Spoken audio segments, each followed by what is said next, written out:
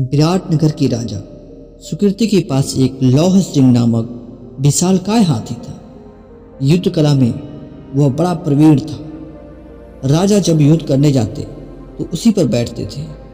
सेना के आगे चलने वाला पर्वतकार लौह सिंह अपने क्रोध मुद्रा में शत्रु पर जो प्रचंड हुंकार के साथ आक्रमण करता था तो देखते ही देखते विपक्षियों के पांव उखड़ जाते थे। इस प्रकार कितने ही युद्ध लौह सिंह के युद्ध कौशल ने सहज ही जिताए थे। समय के चक्र अनुसार लौह सिंह वृद्ध होने लगा। उसकी चमड़ी झल गई और युवावस्था वाला पराक्रम चला गया।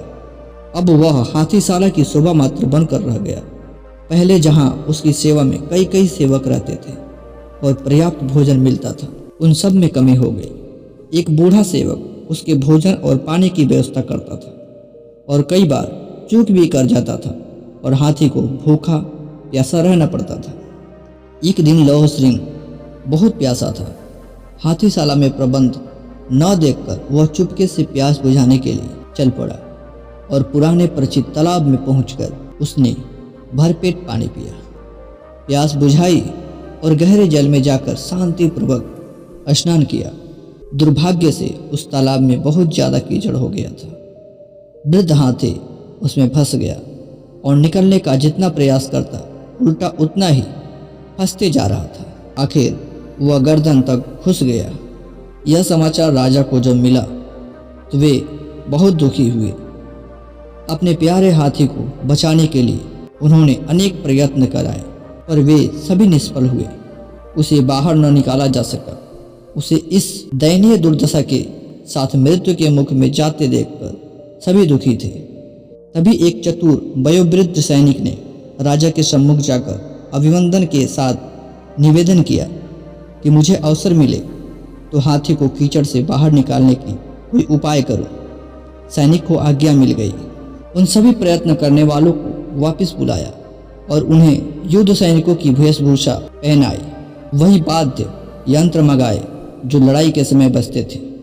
हाथी के सामने युद्ध नगाड़े बजने लगे और सैनिक इस प्रकार कूच करने लगे मानो वे शत्रु पक्ष की ओर से लौह सिंह की ओर बढ़ते चले आ रहे हैं। यह दृश्य देखा तो वृद्ध हाथी को यौवन काल का जोश आ गया।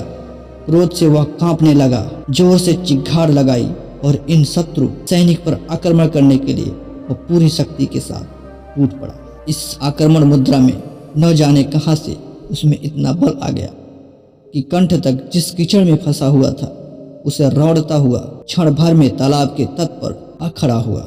इस युक्ति की सभी ने बड़ी प्रशंसा की। वृद्धावस्था में भी इतना बल होने के कारण हाथी की भी सर्वत्र सराहना हुई। युक्तिकार को बहुमूल्य पुरस्कार मिले और राजा की खिन्नता प्रसन्नता में बदल गई। हाथी भी जीवन रक्षा का अवसर मिलने से संतुष्ट था। उपरोक्त कथा तथागत ने अपने शिष्यों को सुनाई और उन्हें संबोधित करते हुए कहा, शिष्यों, संसार में मनोबल ही सबसे प्रथम है। उसकी सहायता से असंभव दिखने वाले काम पूरे हो सकते हैं।